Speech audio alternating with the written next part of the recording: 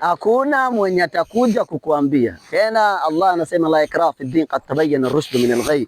Hakuna mzaha na mchezo ndani ya dini.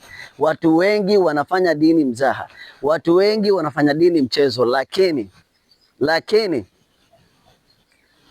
he or she will suffer the consequences after what you have done.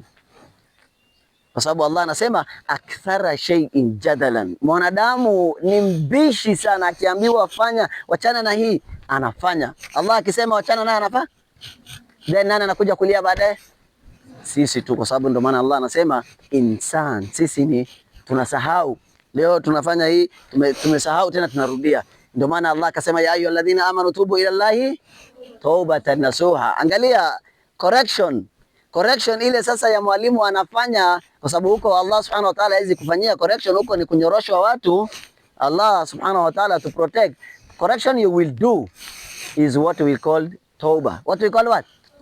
Before sasa tufika huko, mtume anasema hii ushafanya, hii ni dhambi, sasa nenda ukarudi ufanye toba, hiyo usirudie tena. Hiyo ni nini? Correction. Hiyo ni nini? Before you reach there.